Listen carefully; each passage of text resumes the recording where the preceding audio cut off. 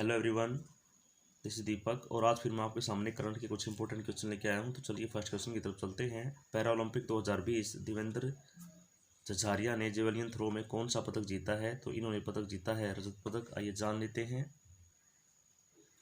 Para Olympic 2020 में भारत के सबसे महान पैरालंपियन देवेंद्र झझारिया ने 30 अगस्त 2021 को पुरुषों की भाला फेंक F46 फाइनल इवेंट में रजत पदक जीता है। 40 वर्षीय देवेंद्र ने रजत पदक के लिए 64.35 का अपना सर्वश्रेष्ठ थ्रो किया है। इस स्पर्धा में सुंदर सिंह गुर्जर ने 64.01 के अपने सर्वश्रेष्ठ थ्रो के साथ कांस्य पदक जीता है। इसके साथ ही पैरा ओलंपिक 2020 खेलों में भारत की कुल पदक संख्या 7 हो गई है। चलते हैं नेक्स्ट क्वेश्चन पर। नेक्स्ट क्वेश्चन है, किस सरकार का महिलाओं के लिए मिशन वात्सल्य है? तो ये किस सरकार का है? ये है महाराष्ट्र सरकार का। आइए जान लेते हैं। महाराष्ट्र सरकार ने कोविड-19 में अपने पतियों को खोने वाली महिलाओं की मदद के लिए मिशन वात्सल्य नामक एक विशेष मिशन शुरू किया है। मिशन वात्सल्य उन महिलाओं को एक छत के नीचे कई सेवाएं और लगभग 18 लाभ प्रदान करेगा। यह विधवाओं के लिए डिज़ाइन किया गया है, जिसमें ग्रामीण क्षेत्र, गरीब पृष्ठभूमि और वंचित वर्गों से आने वाली विधवाओं पर विशेष ध्यान दिया गया है। इस मिशन के तहत संजय गांधी निराधार योजना और घरेलू योजना जैसी योजनाओं से महिलाओं को फ़ायदा होगा। तो ये योजना कहाँ की है भाई? महाराष्ट्र की। आप इसका स्क्रीनशॉट ले लें। चलते हैं नेक्स्ट क्वेश्चन पर। नेक्स्ट क्वेश्चन है, पैरालंपिक 2020 योगेश कथुनिया ने डिस्क थ्रो में कौन सा पदक जीता है? तो इन्होंने जीता है रजत पदक। आइए जान लेते हैं। भारत के डिस्क थ्रो योगेश कथुनिया ने पुरुषों के डिस्क थ्रो में F56 फाइनल इवेंट में चल रहे टोक्यो पैरालंपिक में रजत पदक जीता है। योगेश ने 44.38 मीटर के थ्रो के साथ दूसरा स्थान हासिल किया है।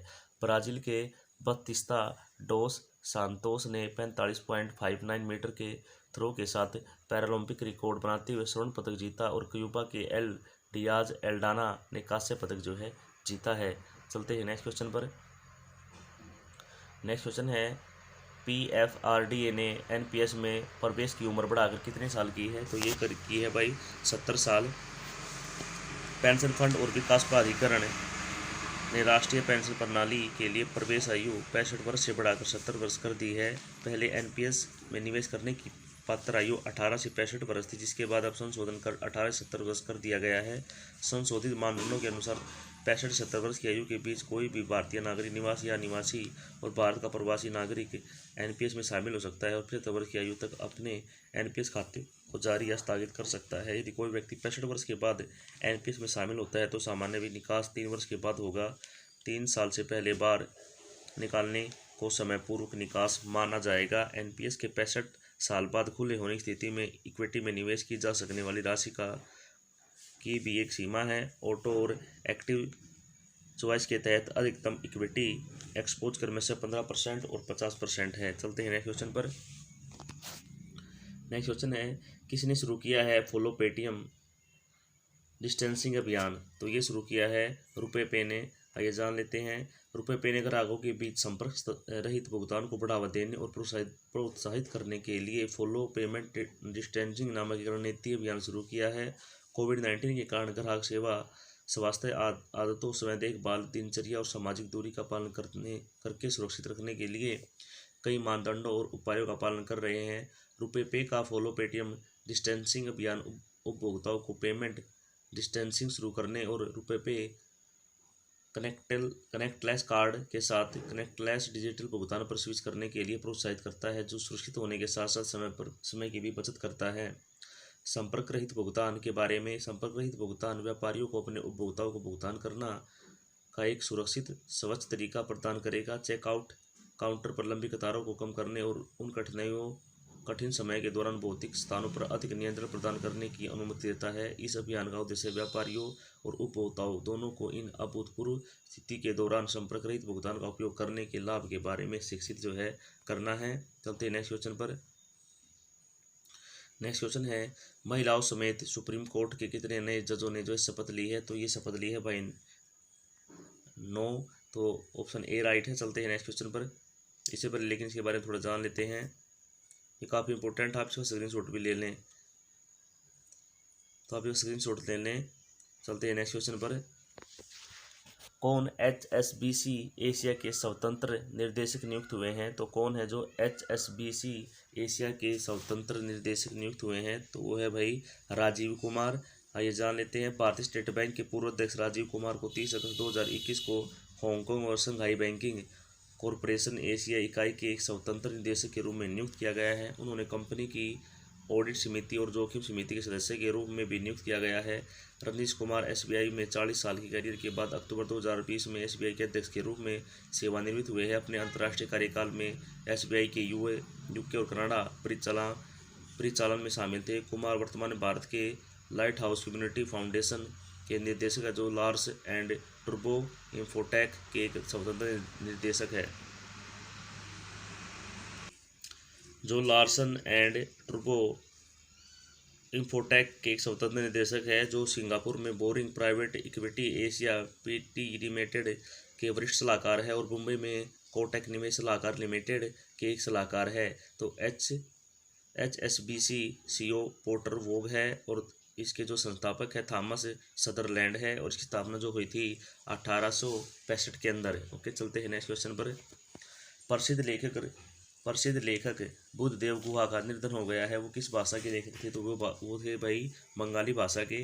ये जान लेते हैं। प्रसिद्ध बंगाली लेखक बुद्धदेव गुहा का निधन हो गया है। वह मधुकरी कोलेरकच्छ और सोबानिया निबेडन जैसी कई उल्लेखनीय रचनाओं के लेखक थे। उन्होंने 1976 में आनंद पुरस्कार, शिरोमणि पुरस्कार, शरद पुरस्कार सहित कई पुरस्कार भी जीते हैं।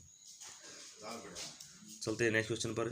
IRDAI से किसको मिला director broking licence?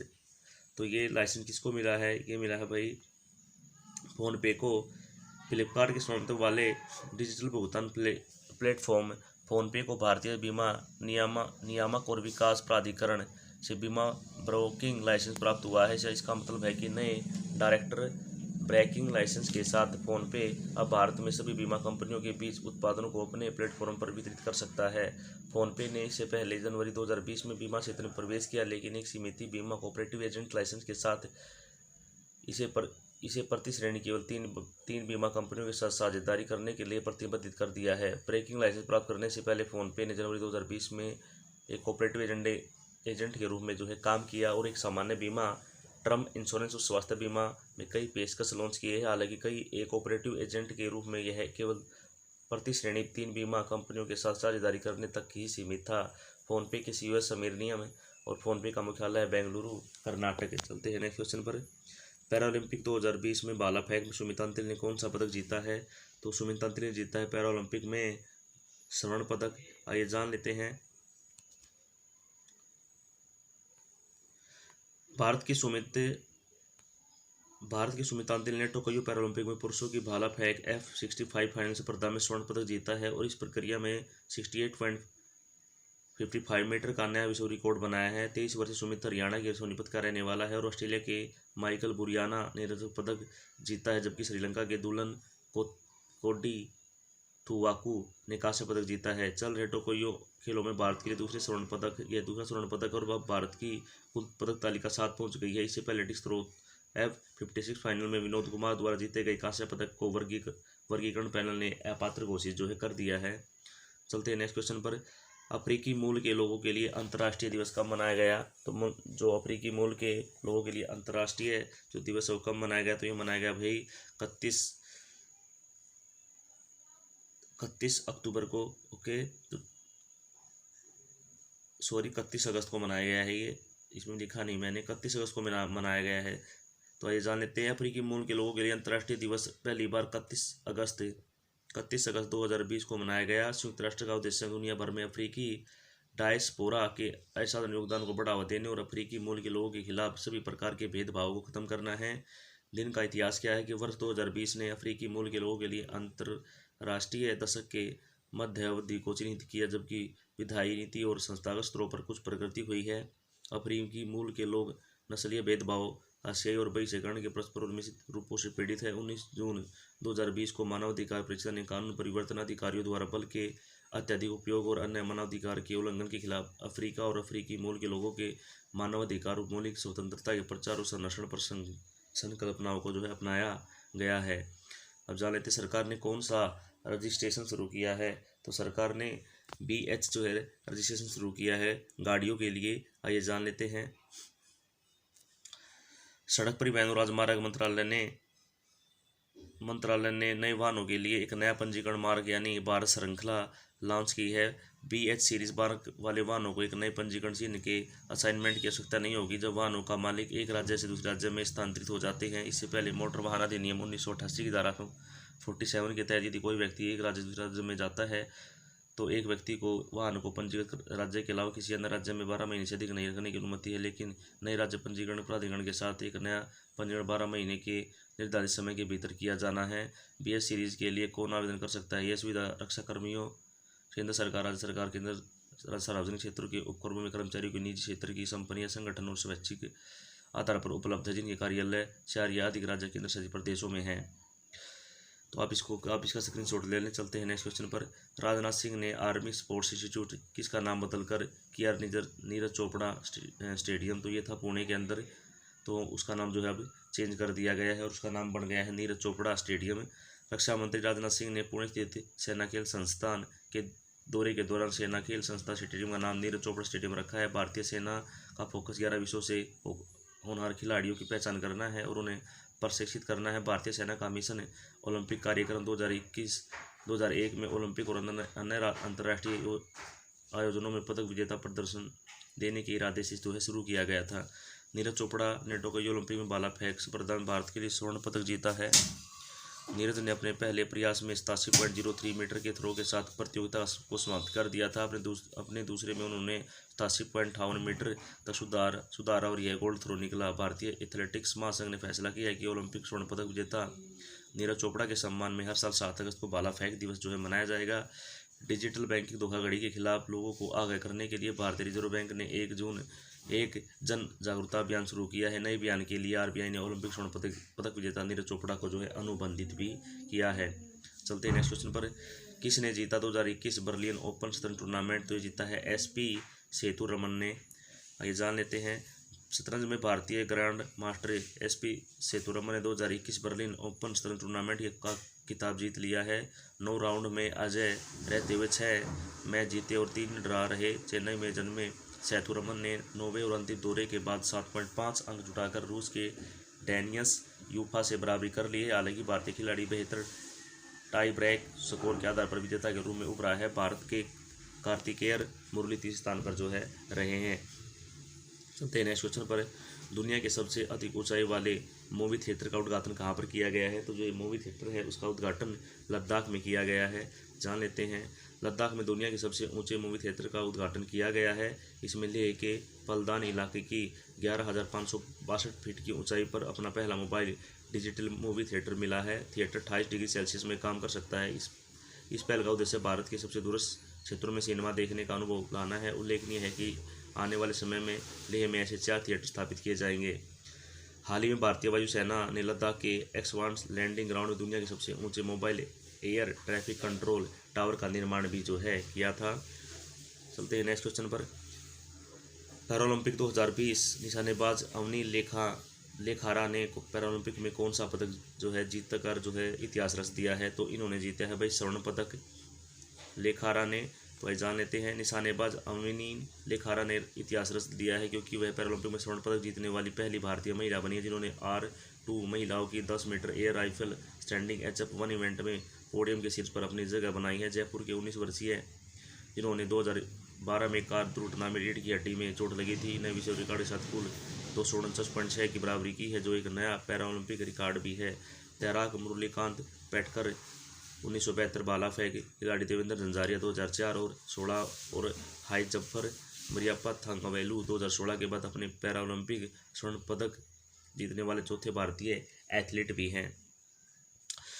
Next question है। टोक्यो पैरालंपिक 2020 निषाद कुमार ने हाई जंप में कौन सा पदक मेडल जो है जीता है? तो इन्होंने जीता है भाई सिल्वर मेडल। भारत के निषाद कुमार ने टोक्यो पैरालंपिक 2020 में पुरुषों की ऊंची कूद में T47 से प्रदान में रजत पदक जीता है। टोक्यो पैरालंपिक 2020 में भारत के लिए दूसरा पदक है। 23 वर्षीय निषाद ने 2.06 मीटर की छलांग लगाई और ऐसा करते हुए एक एशियाई रिकॉर्ड जो है बनाया है। उन्होंने USA के डलाव सुबाज के साथ अपनी छलांग की भी बराबरी की, जिन्होंने रजत पदक भी अपने नाम जो है किया है।